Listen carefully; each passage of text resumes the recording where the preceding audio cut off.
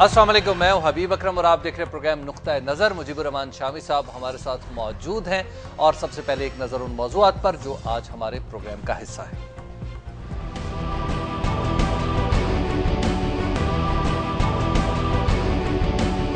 वज़ारत उस्मा के 3 उम्मीदवार।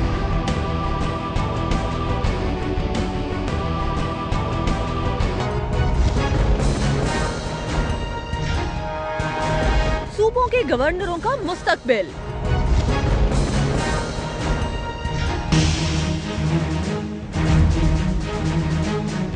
पार्टी अहदेदारों की लाताल्लुकी और इमरान खान की खामोशी का मतलब है कि अब मेरी जरूरत नहीं। फौजिया कसूरी का तहरीक इंसाफ छोड़ने का फैसला।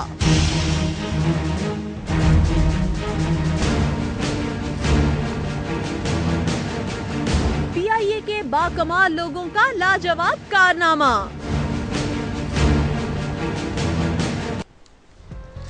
जी, आज सबसे पहली खबर के 3 उम्मीदवार वजारत उज़्मा की दौड़ में शामिल हो गए। शामी साहब, वजीर आज़म बनने के लिए 3 लोग सामने, जावेद हाशमी, मखदूम अमीन फ़हीम और नवाज शरीफ।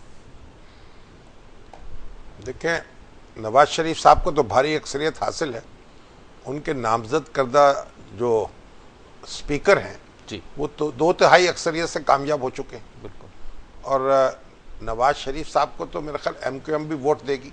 जी, मौलाना ने भी ऐलान कर दिया। मौलाना फजलुर रहमान ने तो पहले स्पीकर को भी वोट दिया था। जी, MQM ने स्पीकर का अपना उम्मीदवार खड़ा किया था। तो नवाज शरीफ साहब तो इंतहाई भारी अक्सरियत से वज़ीर आज़म मुंतखब हो जाएंगे। जावेद हाशमी साहब तहरीक इंसाफ की तरफ से खड़े होंगे और मखदूम अमीन फ़हीम साहब जो हैं वो पीपल्स पार्टी की तरफ से ये फरीज़ा अदा करेंगे। ठीक है, फरीज़ा, ये फरीज़ा है। हाँ तो बहरहाल जमहूरियत में मुकाबला भी होता है जी। और ये जो वैसे ये जो इलेक्शन इस तरह लड़ना है ना वज़ीर आज़म का, ये सिर्फ पाकिस्तान में होता है, दुनिया में और कहीं नहीं होता। अच्छा जहाँ पार्लियामेंट्री पॉलिटिक्स है ना, जी, वहाँ जो सबसे बड़ी पार्टी मुंतखब होती है उसके सरबराह को वज़ीर आज़म दावत, उसको वज़ीर आज़म बनने की दावत देता है सदर। ठीक है। उसके पास मेजॉरिटी ना भी हो तो फिर उसके बाद दूसरे लोगों को साथ मिलाकर अपनी मेजॉरिटी बना लेती है। ठीक है, ये पार्लिमानी रवायत है। पार्लिमानी रवायत यही है। और दुनिया के वो तमाम मुल्क जहां पार्लिमानी जमहूरियत मौजूद है इसी तरह अमल होता है। ठीक है। मगर बदकिस्मती से हमारे यहाँ 1958 से पहले जो सदर मुमलकत थे, ख़ास तौर पर सिकंदर मिर्ज़ा साहब, वो मुख्तलिफ वज़ार आज़म को बदलते रहते थे, मखलूत हुकूमतें बनती थीं। क्योंकि दस्तूर में यह भी लिखा हुआ था कि जब वज़ीर आज़म, जब तक सदर को ये एतमाद हो कि उसे अक्सरियत की हमायत हासिल है, वो वज़ीर आज़म रहेगा। ठीक है। तो सदर साहब इस रायत से फ़ायदा उठा के वो कोलिशंस बनाते रहते थे और बिगाड़ते रहते थे। अच्छा, तो भुट्टो साहब के सामने ये तारीख थी। तो 1973 का जब दस्तूर बना तो उन्होंने इसमें यह शिक रख दी कि वज़ीर आज़म का इंतखाब जो है वो हाउस में होगा, ठीक, ताकि सदर की ये जो बेतकल्लुफी थी वो खत्म हो जाए। तो शामी साहब, एतमाद के वोट में, एतमाद का वोट इसके बाद लेना होगा या ये काफी समझा जाएगा? देखिए, एतमाद का वोट उसके बाद लेना होगा। अच्छा, वो भी लेना होगा। हाँ, अब प्रॉब्लम ये हुआ कि दस्तूर में फिर तरमीम की ज़िया-उल हक साहब के दौर में कि सदर जो था वो नॉमिनेट करेगा वज़ीर आज़म को, ये इख्तियार दे दिया गया वापस सदर को। लेकिन फिर दस्तूर में तरमीम हुई। अच्छा, और फिर वो कायदे ऐवान का इंतखाब जो था वो बाकी रहा। ठीक। अब होता यह था कि जब सदर दावत देता है किसी को और वो अपनी कैबिनेट बना लेता है तो वो एतमाद का वोट लेता है फिर वज़ीर आज़म। बिल्कुल। जब उसका इंतखाब ऐवान ने खुद किया है, हाँ, तो फिर उसे एतमाद का वोट लेने की क्या जरूरत है? इन दोनों में से कोई एक चीज बेमानी लेकिन है। वो शिक पहली तो बदल गई और दूसरी नहीं बदली। अच्छा अच्छा, तो पहले तो इंतखाब होता है और फिर काबीना बनाने के बाद वो एतमाद का वोट लेता है। I see। उसका एक नुकसान भी हुआ। ये प्रोविजन जब दाखिल की गई उस वक्त तो समझा गया कि ये बड़ी अच्छी दफा है, इससे जो सदर की मैनिपुलेशन है वो खत्म हो जाएगी। दुरुस्त। लेकिन अमलन इससे क्या हुआ? अमलन इससे यह हुआ कि बाद औकात जो बड़ी पार्टी होती है उसके मुकाबले में छोटी पार्टियां कई मिलकर उसे इक़्तिदार से महरूम कर देती हैं। ठीक, जैसे सिंध में हुआ पीपल्स पार्टी के साथ, ये अपना जुनेजो साहब के दौर में, यानी बेशुमार जो अदवार हमारे गुजरे बाद में, उनमें यह हुआ कि पीपल्स पार्टी सबसे बड़ी पार्टी बनकर उभरी, लेकिन वो कोलिशन नहीं बना सकी क्योंकि ऐवान में उसको मेजॉरिटी नहीं मिली। ठीक, अब होता यह है कि जो सबसे बड़ी पार्टी होती है उसके पास वो फील जो होती है ना सूबे की या मरकज की उस वक्त की, वो उसके पास होती है। एक पार्टी ने 150 नशिस्तें हासिल कर ली, अब सेंटीमेंट उसके साथ होता है। अगर छोटी छोटी पार्टियां जोड़ तोड़ करके उसे इख्तिदार से बाहर रखें तो इससे लोगों का मैंडेट जो है एक किस्म की उसकी नफी हो जाती है। यानी इसमें हम पीटीआई की मिसाल दे सकते हैं, केपीके में जो मौजूदा सेटअप पे आप इस वक्त तो पीटीआई की मिसाल दे सकते हैं, और इससे पहले जो गुज़श्ता 5 साल गुजरे हैं उसमें मुस्लिम लीग नून की मिसाल दे सकते हैं। ठीक है, मुस्लिम लीग नून सबसे बड़ी पार्टी थी पंजाब में, लेकिन उसके मुकाबले में पीपल्स पार्टी और मुस्लिम लीग काफ थी, और वो अक्सरियत बना। अगर मुस्लिम लीग काफ और पीपल्स पार्टी मिल जाती तो मुस्लिम लीग हुकूमत नहीं बना सकती थी यहाँ। ठीक, और अगर मुस्लिम लीग नून और काफ मिल जाती तो पीपल्स पार्टी इक़्तिदार से बाहर रह जाती। बिल्कुल, अगर मुस्लिम लीग नून और पीपल्स पार्टी मिल जाती तो मुस्लिम लीग काफ इक़्तिदार से बाहर रह जाती। तो उस वक्त जरदारी साहब ने ये मौका दिया मुस्लिम लीग नून को कि वो अपनी मेजॉरिटी बना ले और अपनी हुकूमत कायम करे। सो आज़ाद उसमें शामिल हो गए। पीपल्स पार्टी ने फिर उसके साथ मिलकर वजारत बना ली, और यही सलूक किया है अब नवाज शरीफ साहब ने पीटीआई के साथ खैबर पीके में। ठीक, उसकी मेजॉरिटी नहीं थी वहां पीटीआई की, लेकिन वो सबसे बड़ी पार्टी थी।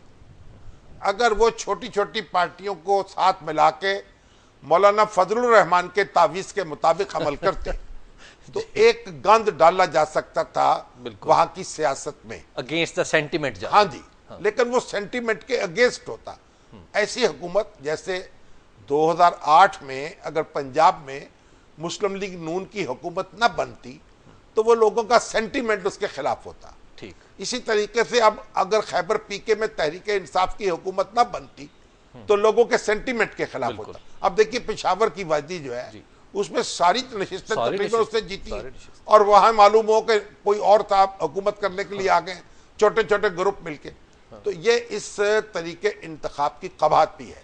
लेकिन बहरहाल अब नवाज शरीफ साहब जो हैं उनको इक़्तिदार से बाहर रखने के लिए जी परवेज मुशर्रफ साहब ने आईन में तरमीम कर दी थी कि कोई शख्स तीसरी मरतबा वजीर आज़म मुंतखब नहीं होती। जब 18वीं तरमीम हुई तो 17वीं तरमीम की ये शिक ख़त्म कर दी गई। ठीक, शम्स साहब एक ब्रेक ले लेते हैं, ब्रेक के बाद हम गुफ्तगू यहीं से शुरू करेंगे। आप देखते रहिए नुक्ता नज़र।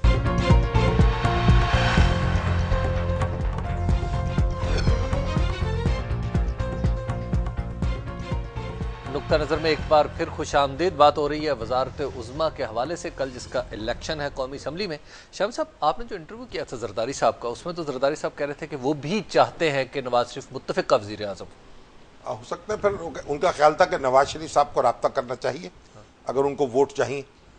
तो लगता है कि उन्होंने कोई रब्ता अभी तक नहीं किया, लेकिन हो सकता है कल, अभी यानी कई घंटे बाकी हैं जी, कल मखदूम अमीन फ़हीम साहब मुमकिन है विड्रॉ कर जाए, अगर मुस्लिम लीग नून का और पीपल्स पार्टी का कोई रब्ता हो जाए। फिर भी जावेद हाशमी साहब तो मैदान में रहेंगे। जावेद हाशमी साहब हटेंगे क्योंकि वो पीटीआई के उम्मीदवार हैं, देखें ना। तो पीटीआई जो है वो भी मैदान से हटने वाली नहीं है और जावेद हाशमी साहब भी हटने वाले नहीं। लेकिन भारत देखिए, इसमें कोई ऐसी बात नहीं है। पंडित जवाहरलाल नेहरू के मुकाबले में एक कांग्रेस के लीडर थे राम मनोहर लोहिया, वो हमेशा खड़े हो जाते थे। अच्छा, और हारते थे। ठीक, तो लोगों ने कहा भाई आप ये क्यों कंटेस्ट करते हैं पंडित, उनका इलेक्शन में उनका मुकाबला क्यों? उन्होंने कहा जमहूरियत के लिए, ताकि ये जमहूरियत का हुस्न है कि मुकाबला भी हो। वैसे तो अब जावेद हाशमी साहब जी और नवाज शरीफ साहब, यानी आप कहें कि एक ही उनका शजरा नसब तो एक ही है। बिल्कुल, दोनों तहरीक इस्तकलाल में शामिल हुए। अच्छा, हाँ, हाशमी साहब भी तहरीक इस्तकलाल में रहे। अच्छा, और नवाज शरीफ साहब भी तहरीक इस्तकलाल में रहे। और नवाज शरीफ साहब से तो सीनियर इस तरह बनते जावेद हाशमी साहब उम्र में भी बड़े हैं, क्योंकि उनकी 48 की पैदाइश है, उनकी 49 की पैदाइश है, तो 1 साल बड़े हैं। और मखदूम अमीन फ़हीम तो इनसे कई साल बड़े हैं। उनकी तो मेरा ख्याल तारीख़ पैदाइश जो है 1936-37 की है कहीं जी। तो अब हुआ ये कि जब जावेद हाशमी साहब वज़ीर बने हैं जनरल ज़िया-उल हक़ के दौर में, लाहौर आए ना वो, तो उनको रिसीव करने के लिए नवाज शरीफ साहब भी गए एयरपोर्ट पर और मैं भी उनके साथ था। अच्छा। तो इकट्ठे हम दोनों जो है उनको रिसीव करने के लिए गए उस वक्त। लेकिन अब नवाज शरीफ साहब जो हैं वो बाद में उन्होंने सूबाई वज़ीर बने वो, अच्छा, उसी दौर में, और फिर वो वज़ीर आला बने गैर जमाती इंतखाब में। ये फिर वो देखे ना, अब नवाज शरीफ साहब तो फिर बहुत आगे निकल गए। क्या कहा है वो जिगर ने कि ये मेरो माहो मुश्तरी, मेरे हम अना रहे बरसों, और उसके बाद मेरी गर्द को भी पा न सके हुआ। तो जावेद हाशमी साहब का एक अपना मजाज है। जब नवाज शरीफ साहब जद्दे गए थे वो मुस्लिम लीग में उनके कायम मुकाम थे, और फिर उसके बाद कोई दूरी वाक़ हुई, जेल भी गुजारी, जेल में गुजारी, 4 साल जेल में रहे। और जब परवेज़ मुशर्रफ साहब रुखसत हो गए तो जावेद हाशमी साहब सदारती इंतखाब लड़ना चाहते थे। अच्छा। लेकिन मुस्लिम लीग नून ने सईद-उज़्ज़मा सिद्दीकी साहब को टिकट दे दिया। ये पहली दरार थी जो पड़ी। ठीक। उसके बाद वो शगाफ बनता गया। तो बहरहाल जावेद हाशमी साहब ने मुस्लिम लीग नून को छोड़ा और तहरीक इंसाफ में शामिल हो गए, और कोई बुरा काम नहीं रहे, बुरे नहीं रहे। हाँ, क्योंकि सदर बन गए तहरीक इंसाफ के, अब 2 सीटों से जीत भी गए, और अब नवाज शरीफ साहब के मुकाबले में भी हैं। ये और बात है कि वज़ीर आज़म नवाज शरीफ साहब को बनना है और उनको सिर्फ मुकाबला करना है। बिल्कुल। और मखदूम अमीन फ़हीम साहब, मखदूम अमीन फ़हीम भी देखें पीपल्स पार्टी के बहुत पुराने कारकुन हैं, और अभी तो सुप्रीम कोर्ट से तो आंख मचोली उनकी होती रही, और शायर भी हैं, वो सूफी शायर हैं। अच्छा। हाँ जी। और मखदूम तालिबुल मौला जिनके वालिद थे, जो सरवरी कबीला है ना, ये उसके सरदार हैं। सरवरी ये कबीला क्या है, जैसे सोहरावर्दी सिलसिला है, जैसे चिश्ती सिलसिला है, जैसे नक्शबंदी सिलसिला है तसव्वुफ का, इस तरह सरवरी सिलसिला भी है, और उनके 9 लाख मुरीद होते थे इस सिलसिले के, इसलिए उसको गद्दी को 9 लाख की गद्दी भी कहते हैं उनकी। तो मखदूम तालिबुल मौला जो इनके वालिद थे, मुस्लिम पीपल्स पार्टी के यानी बानी अरकान में से, और उसके सीनियर वाइस चेयरमैन। अच्छा। और फिर उनके बाद, और मेरा ख्याल है मखदूम अमीन फ़हीम साहब ने किसी इंतखाब में शिकस्त नहीं खाई आज तक। 1970 से लड़ रहे हैं। सूबाई असम्बली में रहे, फिर कौमी असम्बली के उम्मीदवार बनना शुरू ये बने, और मुसलसल इंतखाब जीतते चले आ रहे हैं। ये इनका जो हल्का इंतखाब है वो इनकी जिम्मेदारी भी है और इनकी पीरी भी है। लेकिन शाम साहब 2008 में तो वजारत उज़्मा बिल्कुल इनके करीब से गुजर गई। वजारत उज़्मा इनके करीब से कई दफा गुजरी है। अच्छा। जनरल ज़िया-उल हक़ के दौर में भी इनका नाम आता रहा, और परवेज़ मुशर्रफ साहब तो इनको वज़ीर आज़म बनाना चाहते थे, लेकिन उनकी ख्वाहिश ये थी कि बेनज़ीर भुट्टो साहबा यहाँ ना आए। अच्छा अच्छा। या और वे वज़ीर आज़म बन जाए, तो उनको ये बात मंजूर नहीं थी। पीपल्स पार्टी जो थी वो 2002 के इंतखाबात में तो एक बड़ी ताकत बन के उभरी थी, और अगर वो फ्लोर क्रॉसिंग की धांधली ना होती और इसका ग्रुप तोड़ा ना जाता, एक फॉरवर्ड ब्लॉक बनाए जो पैट्रियट्स के नाम से मशहूर हुआ, तो ये पीपल्स पार्टी लीड करती कोलिशन को। अच्छा। लेकिन बहरहाल एक परवेज़ मुशर्रफ साहब ने वज़ीर आज़म बाद इंतखाब भी धांधली की, और जमाली साहब जो है 1 वोट की अक्सरियत से कामयाब हुए कौमी असम्बली में वज़ीर आज़म के तौर पर, और वो 1 वोट भी हमारे सिपाही साहबा के आज़म तारिक साहब का था, जिनको जेल से लाया गया पैरोल पर, और उन्होंने वोट डाला और जमाली साहब वज़ीर आज़म बने।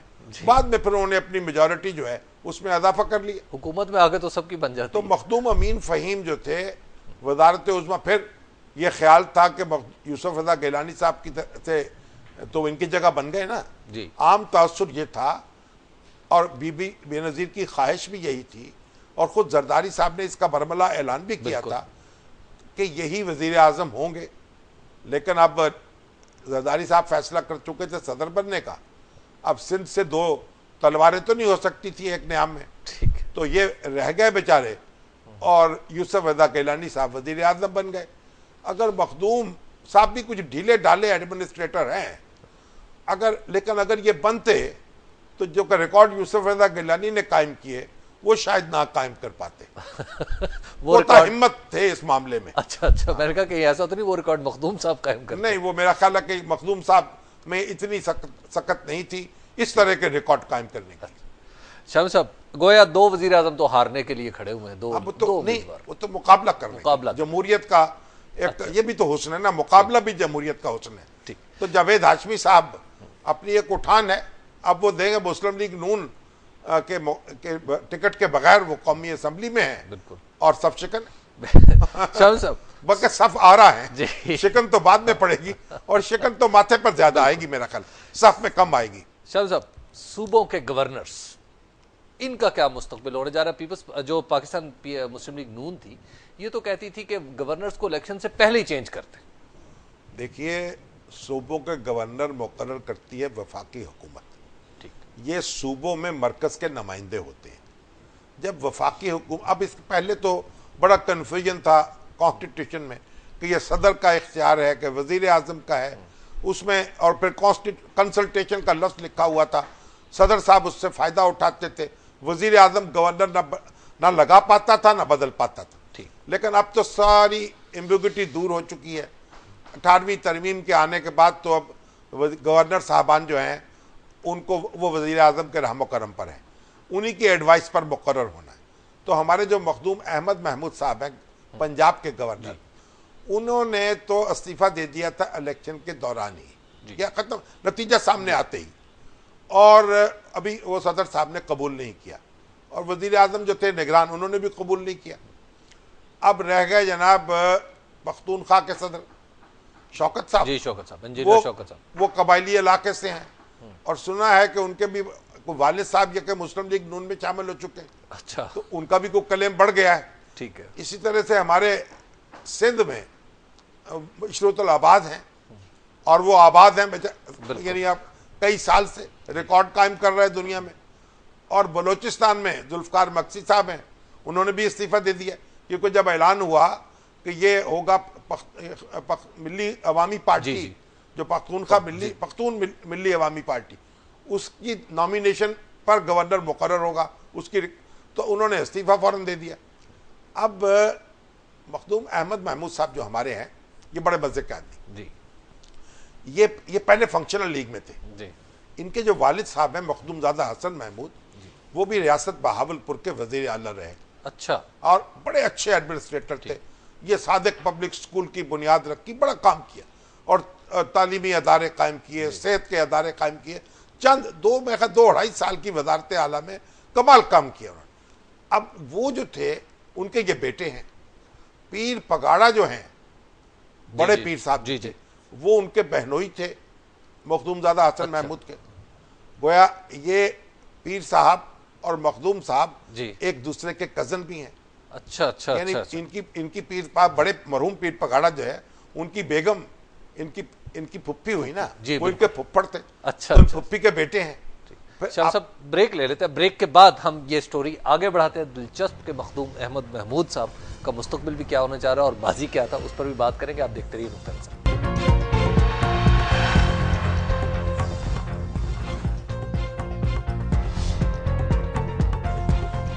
Welcome back. हम बात कर रहे थे गवर्नर अहमद महमूद के हवाले से पंजाब के। शामी साहब, आप बता रहे थे कि ये इनकी रिश्तेदारियां भी बहुत ज्यादा करीबी पीर साहब पगाड़ा से, और यूसुफ रजा गिलानी साहब जो है ना, इनके साथ भी इनका रिश्ता। अच्छा। मखदूमजादा हसन महमूद की एक बहन जो है वो उनकी वालदा हैं। अच्छा, यूसुफ रजा गिलानी की। तो यूसुफ रजा गिलानी भी इनके फर्स्ट कजन, पीर साहब पगाड़ा भी इनके फर्स्ट कजन, और हैं बड़े मजे के आदमी। फंक्शनल लीग में थे। अब जनाब ऑफर हो गई पीपल्स पार्टी, आप बन जाइए गवर्नर। पहुंचे पीर पगाड़ा के पास और कहा कि जनाब आप फैसला कर दें। उन्होंने कहा फैसला आप कर लें। अच्छा। उन्होंने कहा आप मुझे कहें हुक्म दे तो इनकार कर दो। उनका नहीं, आप खुद फैसला कर लें। तो वापस पहुंचे तो पीर साहब ने उनको डिसोन कर दिया, उन्होंने उनको कर दिया। बिल्कुल कुछ गलत फहमी से झटका हो गया मामलात का। ठीक है। तो बहरहाल ये है मजे के आदमी। देखें, ये गवर्नर हाउस में नहीं रहते। अच्छा। कोई तनख्वाह नहीं लेते, दफ्तर में आते हैं, शाम को घर चले जाते हैं। ठीक। इनके घर पर मॉडल टाउन में इनका घर है, कोई पहरा नहीं है, कोई गार्ड नहीं है, कोई रास्ता बंद नहीं है।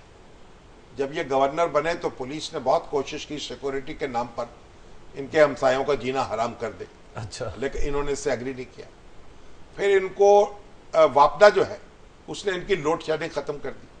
अच्छा। लेस को कह ले बल्कि वापडा जी कि गवर्नर की लोड शेडिंग नहीं होती तो इनको जनाब बिजली फराम की जाने लगी मुसलसल। इनको जब मालूम हुआ इन्होंने वो मुनक़ता करा दी कि वही लोड शेडिंग होनी चाहिए जो दूसरे लोगों के घर होती है, और अपने जनरेटर पर गुजारा करेंगे आप। और बड़ी दिलचस्प बात मुझे कहने लगे कि मैंने कहा पीपल्स पार्टी में कोई शामिल हो गए। कल के असल में मैंने अपने तीनों बेटों को बुलाया। अब 2 बेटों ने इनके इलेक्शन लड़ा था जी। एक एमएनए हो गया, एक एमपीओ हो गया। वो एमएनए जो था वो 2 सीटों पे इलेक्शन लड़ा था, 1 सीट वो हार गया, वो दूसरी सीट थी इनके इलाके से बाहर की सीट। तो मुस्तफ़ा महमूद, मुर्तज़ा महमूद और अली महमूद, इनके 3 बेटे हैं, तीनों शामिल कर दिए पीपल्स पार्टी में। अखाड़े में 2 उतारे थे। ठीक है। तो मैंने कहा आप वहां क्यों शामिल हो गए?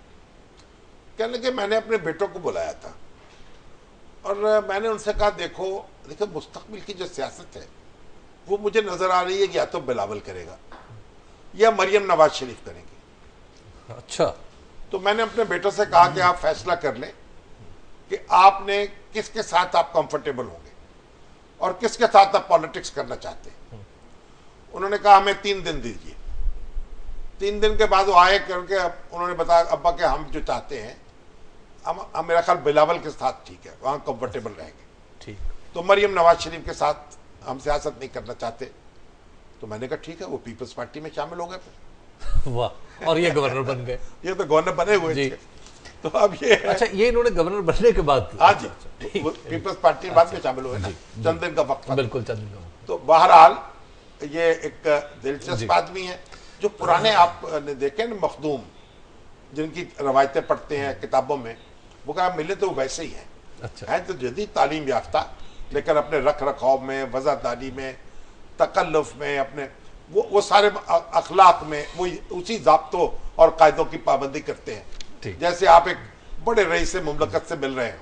तो इशरतुल इबाद साहब कहाँ? तो इशरतुल इबाद साहब जो हैं, अब लगता तो ये है कि ये मुस्लिम लीग नून जो है वो अपना कोई गवर्नर वहाँ ला बैठाएगी, लेकिन क्योंकि एमक्यूएम से ताल्लुकात को बेहतर हो रहे हैं और नवाज शरीफ साहब दादो दहेज पे उतरे हुए हैं। गवर्नरी बलोचिस्तान की जो है पख्तूनख्वा मिल्ली अवामी पार्टी को पेश कर दी। बड़ी दिलचस्प बात है कि गवर्नर फेडरेशन का नुमाइंदा होता है। तो अगर अल्फाज ये इस्तेमाल किए जाते हैं कि ये पख्तूनख्वा मिल्ली अवामी पार्टी के मशवरे से गवर्नर मुकर्रर किया जाएगा तो ज़्यादा बेहतर होता, मगर यह कहा गया कि बस उनका नुमाइंदा होगा। चलिए, उनके नुमाइंदे पे भी आप कुर्बान हो जाए। तो अगर इसी तरीके से अब ये जनाब अनायात हो रही हैं तो हो सकता है कि जनाब एमक्यूएम जो है उस पर भी कोई अनायत हो जाए और इशरतुल इबाद अगले सेटअप का इशरतुल इबाद क्या आबाद रहे। ठीक है। अब लेकिन ये एक अब ऐसी बात है बस, यानी जिसको वसूख से नहीं कहा जा सकता, लेकिन बहरहाल एक इम्कान है, एक इम्कान हो सकता है। और मक्सी साहब तो उनका तो जाना तो गए, और शौकत साहब के बारे में शौकत साहब जो है उनके वो भी मशकूक हो गए हैं। लेकिन वहां क्योंकि जो खैबर पीके का गवर्नर है ये एक पावरफुल गवर्नर होता है, क्योंकि जो फाटा का इलाका है, फेडरल टेरिटरी है जो, उसमें ये उसका चीफ एग्जीक्यूटिव होता है, तो ये कोई मामूली बात नहीं होती। शाम साहब, अगली खबर की तरफ जाने से पहले एक सवाल जहन में उभरा है। मखदूम अहमद महमूद साहब की सेटिंग नहीं हो सकती इस पूरे सेटअप में? नहीं, वो तो अब कहते हैं कि अब मैं इलेक्शन ही नहीं लड़ूंगा। अच्छा। क्योंकि बस मैं गवर्नर बन गया, मैं उस असेंबली में क्या करूंगा बैठ के। ठीक। अब बच्चे लड़ेंगे। अच्छा। अब बेटे लड़ेंगे। अब देखिए वो कुछ सियासत अपनी लड़ाते रहेंगे, कोई अपना आंख वाँख लड़ाएंगे, कोई सियासत लड़ाएंगे। ठीक है। मगर इलेक्शन लड़ाएंगे, मगर लड़ेंगे नहीं। शामिर साहब, पीआईए के बाकमाल लोग, तो वो तो फौजिया कसूरी जी, फौजिया कसूरी साहब, माफ कीजिएगा कि मैं एक खबर आगे स्लिप कर रहा हूँ। फौजिया कसूरी साहबा के बारे में बहुत कुछ आज जब हमने इंटरनेट पे ये बताया कि फौजिया कसूरी साहबा के बारे में, तो लोगों ने बहुत सारे सवाल पूछे हैं।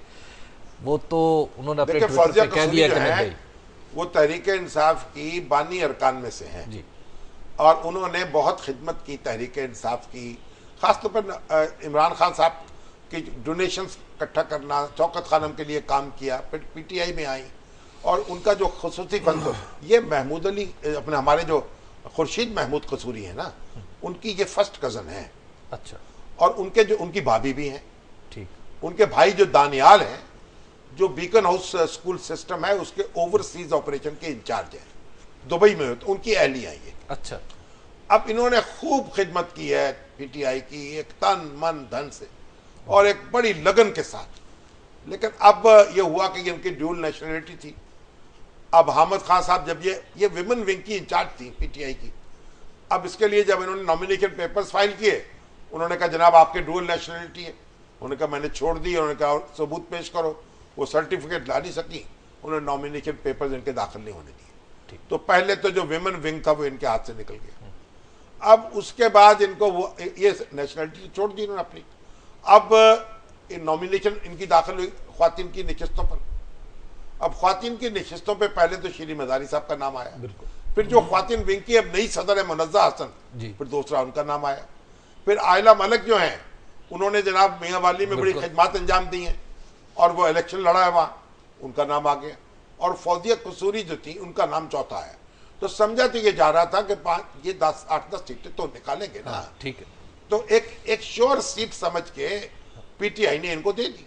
ठीक। मैक्सिमम ये 3 नंबर पे आ सकती थी, क्योंकि जो अब प्रेसिडेंट हैं उनसे ऊपर तो नाम नहीं हो सकता ना। तो अब तो हुए दो ख्वातीन हुई पीटीआई की।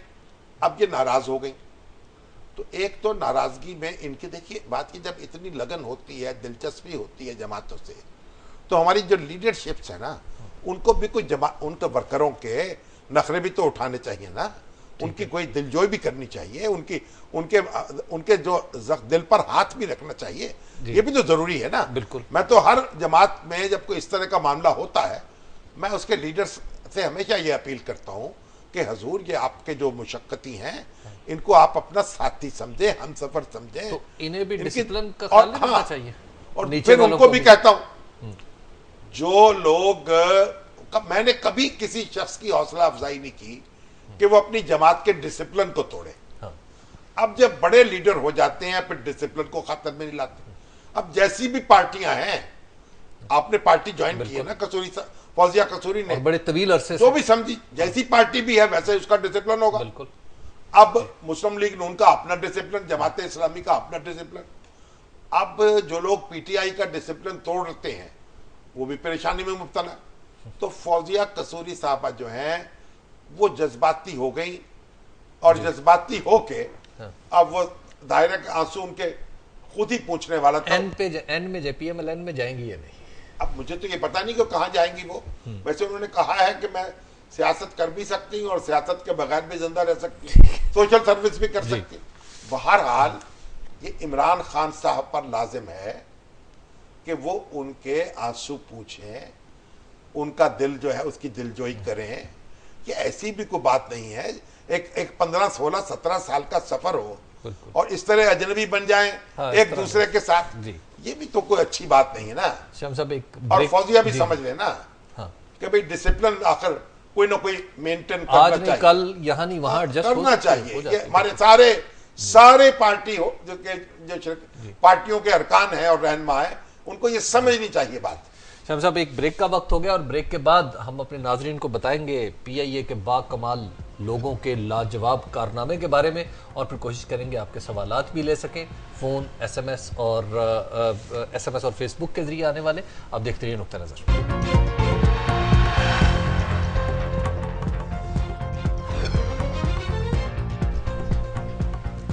नुक्ता नज़र में एक बार फिर खुशामदीद। शामी साहब, आप जो बता रहे थे कि आपके इल्म में कुछ आया कि इनके बाकमाल लोग जो हमारे पीआईए के, वो लाजवाब कारनामे करते फिर रहे हैं। भाई वो अपना मुश्ताक जावेद साहब हैं न्यूयॉर्क में, जो पाकिस्तानी मुमताज़ पाकिस्तानियों में शुमार होता है। उनका एयर बिजनेस में उनकी उम्र गुजर गई है। ठीक है। उन्होंने मुझे बताया है और ये पैगाम भेजा है कि भाई ये जो पीआईए है, इसने एक फ्लाइट इंट्रोड्यूस करवाई पाकिस्तान से बार्सिलोना और बार्सिलोना से शिकागो।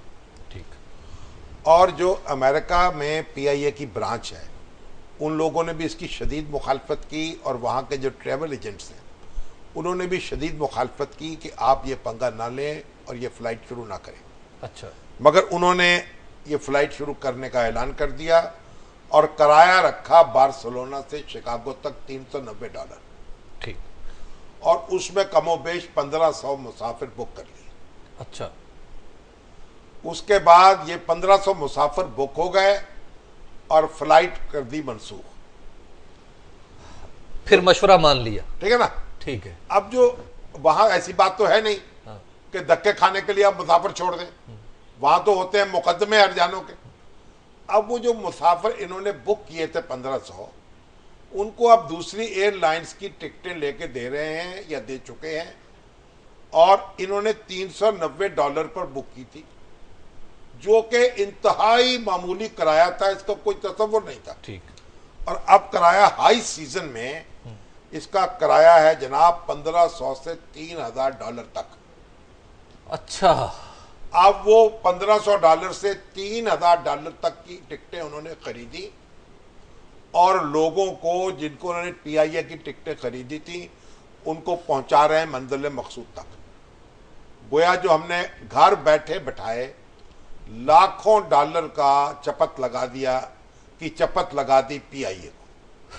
वैसे ये अजीब बिजनेस है, यानी कुछ किए बगैर ही नुकसान। हाँ, ये इतने अहमक लोग हैं जो इंतजामी मनासिब पर फायज हो चुके हैं। लगता है आंखें बंद करके इनको मुकर्रर किया जाता था और शर्त यह होती थी कि आंखें बंद करके तुमने काम करना है।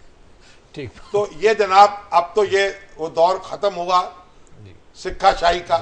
PIA में तो कम अज कम, और नई हुकूमत आएगी, इसका नोटिस लेगी और लेना चाहिए। अभी जो भी इस वक्त लोग हैं कि इन्होंने किस किस तरीके से PIA को और कौमी खजाने को नुकसान पहुंचाया है। जैसे कहते हैं ना, हमारा वो खाया पिया कुछ नहीं, गिलास थोड़ा 12 ने। तो वही जनाब इन्होंने घर बैठे बैठाए लाखों डॉलर का जो थूक है लगा दिया है PIA। शामी साहब, जरा सवालात की तरफ चले। कल एक सवाल गुफ्तगू के हवाले से, आपकी गुफ्तगू के हवाले से शाहीन सहबाई साहब किया, उन्होंने ट्विटर पे डाल दिया। ट्विटर पे डाल दिया। पब्लिकली सवाल था तो लिहाजा पब्लिकली जवाब। कोई बात नहीं, ठीक है। तो उन्होंने सवाल किया, शामी साहब, जब आप इंटरव्यू कर रहे थे और आपके साथ दूसरे लोग भी थे, तो सदर जरदारी से सख्त क्वेश्चन भी हो सकते थे, नरम नरम क्वेश्चंस क्यों किए गए? शाहीन सहबाई साहब, जो सवालात मौका महल के मुताबिक थे और जिनके जवाबात उस वक्त आने चाहिए थे या आज आने चाहिए, वो सारे सवाल उनसे पूछ लिए गए। क्योंकि उन्होंने कहा था कि मैं सदर मुमलकत के तौर पर बात करूंगा और पीपल्स पार्टी के चेयरमैन के तौर पर या को चेयरमैन के तौर पर बाद में गुफ्तगू करूंगा। और वैसे भी आप हमारे बड़े हैं, उस्ताद हैं, आपकी गर्मी या गुफ्तार कहाँ से लाएं? हजूर कोई जूठा हमें भी भेज दें आपका, ताकि खा कर हम फिर एक बिल्कुल कुश्तों के पुश्ते लगा दें। ठीक, तो हमारे ऊपर भी कोई तावीज वो हमें दे दें। शाहबाज साहब, अभी जो हम बात कर रहे थे गवर्नर साहब के हवाले से, तो गवर्नर साहब के एक साबका क्लास फेलो मोहसिन लगारी साहब, जो आजकल सेनेटर भी हैं, वो कह रहे हैं कि जी शामी साहब, मुझे बड़ी खुशी है कि आप अहमद महमूद साहब के बारे में बता रहे हैं, और मैं अहमद महमूद साहब के साथ 10 साल बोर्डिंग हाउस में रहा हूँ एचिसान के, और 40 साल से इन्हें जानता हूँ। मेरी ओपिनियन डिफरेंट है। नहीं, डिफरेंट तो हो सकती है। मैंने तो उनके कमालात दिखाए हैं। वो शहजादे हैं और शहजादों से शहजादों की दोस्ती रही होगी। मैंने तो उनकी एक शख्सियत का सरसरी सा तस्करा किया है। बाकी तो जाहिर है क्या वो हैं। और मोहसिन लगारी साहब जैसे लगारियों को, मखदूमों को होना चाहिए, बहुत से औसाफ उनमें वैसे मौजूद है। ठीक है। नवीद लोधी साहब है जी, मुल्तान से हमारे साथ फोन पे। जी अस्सलाम वालेकुम लोधी साहब। अस्सलाम वालेकुम सर। वालेकुम अस्सलाम। शामी साहब, ये मुल्तान में मुस्लिम लीग नून 2 सीटें हार गई है, उस पर जरा तबसरा कर दें। इसमें कैंडिडेट भी कमजोर थे। अच्छा जनाब, अब ये तबसरा हो गया, वो हो गया, अब हम इस पे क्या तबसरा करें? जी शाम साहब, ये जो फौजिया कसूरी साहिबा के हवाले से एक साहब बदर सलीम साहब कह रहे हैं, वो कह रहे हैं कि जनाब उन्होंने खबरदार किया है कि ना सिर्फ ये जाएंगी बल्कि असद उमर भी जाएंगे और कई दीगर लोग भी इनके पीछे पीछे PMLN में शामिल होने जा रहे हैं। अच्छा जी, इलेक्शन के बाद? जी इलेक्शन के बाद, या तो इलेक्शन से पहले शामिल हो जाते। ठीक, बहरहाल अब ये तो देखें, हर एक की अपनी राय है, हम ना किसी को रोक सकते हैं ना किसी को धकेल सकते हैं। जुल्फकार साहब है जी चिश्तिया से। जी अस्सलाम वालेकुम जुल्फकार साहब। हेलो अस्सलाम वालेकुम जी। वालेकुम अस्सलाम। शाम साहब, मेरा बिजली के बहरान के मुतल्लिक सवाल है। वो ये है कि ये बिजली बहरान जो वापडा ने ये खुद साख्ता बनाया हुआ है। ओ भाई मेरे, खुदा खौफी करें, कोई सुना करें, कोई पढ़ा करें, कोई लिखा करें। क्या वापडा नहीं है, अब लेस्को है, पेस्को है, फेस्को है, टेस्को है। बिल्कुल। अब ये डिस्ट्रीब्यूशन कंपनियां हैं और इनके जनाब जो मामलात है वो हर रोज टेलीविजन पर यही तो गुफ्तगू होती है। जी, हिना है लाहौर से हमारे साथ फोन पे। जी अस्सलाम वालेकुम हिना। अस्सलाम वालेकुम। वालेकुम अस्सलाम। हाँ, मुझे आपको कहना था कि जिस तरह से आपने PIA के उसके अभी बात कर रहे थे आप लोग, काइंडली इससे PTCL पे भी नजर डाले। PTCL ने भी हम लोग उनके एम्प्लॉय हैं, 5-5, 6-6 साल से कॉन्ट्रैक्ट बेस पे रखा हुआ है। ₹1 6 साल से इस महंगाई के दौर में वो बढ़ाने के रवादार नहीं है, बट वो अलाउंस की सूरत में मजीद उसमें से काटने के रवादार हैं कि जी हम आपको अलाउंस के लिए दे देते हैं, पहले हम आपको पेमेंट देते थे, तो अब हम आपको उस पेमेंट की कटिंग की सूरत में हम आपको कोस्टर्स दे देंगे जो सुबह 6 बजे नहाना होंगे और रात को 9 बजे उतारेंगे। बिल्कुल ठीक है, आपकी बात पर तवज्जो होनी चाहिए। PTCL जो है माशाल्लाह मनफत बख्श अदारा है, इनकी बात भी सुने। वैसे शामी साहब, हमारे यहाँ ये जो कॉन्ट्रैक्ट मुलाजमत को मुलाजमत ही नहीं समझा जाता। असल में वो आप फौरन, हम पक्की मुलाजमत जो है ना जिससे आप निकाल ना सके, वो उसको मुलाजमत समझ। हालांकि पूरी दुनिया में कॉन्ट्रैक्ट भी लोग होते हैं, मगर जॉब भी तो बड़ी अवेलेबल होती है ना। यहाँ एक छोड़े दूसरी में चले जाए। जहाँ जॉब्स कम होंगी, मार्केट छोटी है, वहाँ तहफ़्फ़ुज़ चाहते हैं लोग। शाम साहब, ये है जी, ये अली काजी साहब जो है ना, जी जी, नहीं क्या, सईद काजी साहब आपको पकड़ लेंगे जनाब अगर आपने ये कॉन्ट्रैक्ट मुलाजमीन की मुखालफत की। मैं उनके इनकलाब के जद में, उनके इनकलाब की जद में आ जाएंगे आप। जी शाम साहब, ये है जी आबी मलिक साहब। आबी मलिक साहब हैं और साद जहान कियानी साहब हैं और एक और साहब है, उनका मुश्किल सा नाम है, वकास रहीम साहब है शायद। अच्छा, वो ये सब लोग कह रहे हैं कि शामी साहब ये बताएं कि PTI में या दीगर जमातों में इनडिसिप्लिन का इलाज क्या है? इनडिसिप्लिन का इलाज ये है कि पार्टियां जो हैं वो अपने डिसीजन मेकिंग को दुरुस्त करें, उनके फैसले एक खास तरीके से होने चाहिए। अगर विम्सिकल फैसले होंगे तो डिसिप्लिन भी उससे मुतासर होगा। और अभी PTI तो जो है ना, तू अभी राह गुजर में है, कैद मुकाम से गुजर, एक हजूम इकट्ठा हो गया उसके अंदर। अब उसको पार्टी बनते बनते को अरसा तो लगेगा, लेकिन इससे देखिए दूसरी जमातें जो हैं उनके यहाँ सूरत हाल इससे बेहतर मालूम होती है मुझे डिसिप्लिन के मामले में। और इनको भी चाहिए, देखिए दिलजोई भी जरूरी है, डिसिप्लिन भी जरूरी है। शाम साहब, हमारे आज के प्रोग्राम का वक्त खत्म हो गया है, हमें दीजिए, हम अपने नाजरीन से लेते हैं कल तक के लिए इजाज़त। कल फिर इसी वक्त इस जगह से आपकी खिदमत में हाजिर होंगे। हमें दीजिए, अल्लाह ने के बाद।